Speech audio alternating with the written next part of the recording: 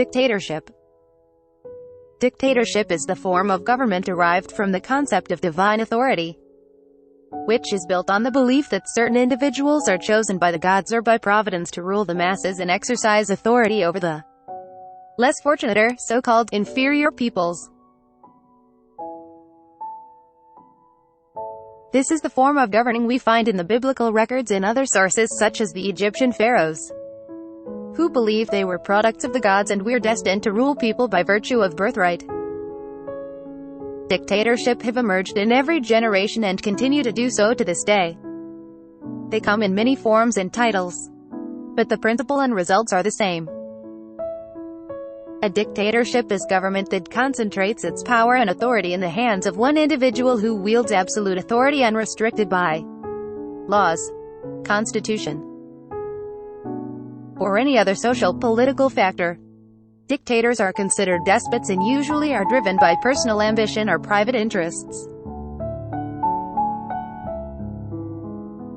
They focus in on themselves and their goals. Self-worship is also common in this form of governing. Historically, dictatorship have never succeeded for long, usually ending in tragedy and chaos. No dictatorship will survive forever. At some point, the people will revolt. The dictatorship is also a twisted attempt by man to re-establish the original form of government established by the Creator in the Garden of Eden, when he delegated total rulership and dominion control to the man. Adam was given absolute power, but the distinction was that his power and dominion were never intended to rule over other human beings but over the animal, bird, plant, and water kingdoms. Whenever the attempt is made to dominate humankind through any form of dictatorship, the natural result is rebellion and resistance. This is natural and always will be. Dictatorship over humanity is not God's original form of government. Communism. As a form of government, communism is a combination of the first two types of governing. Communism is man's attempt to control land and people by the exercise of dictatorship.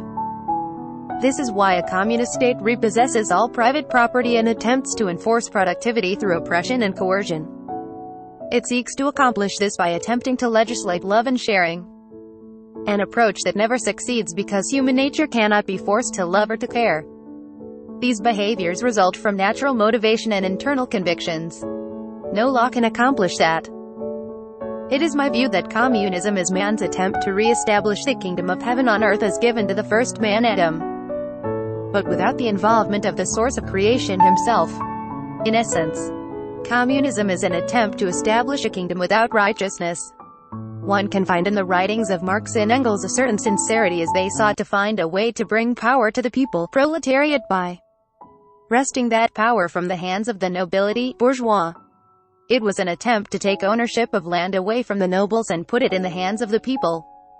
They believed in a dictatorship of the people. Great idea? Maybe.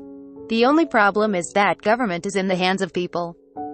Whenever man is involved, government will fail. Communism simply exchanged power by wresting it from the hands of the czars and placing it in the hands of a new set of dictators.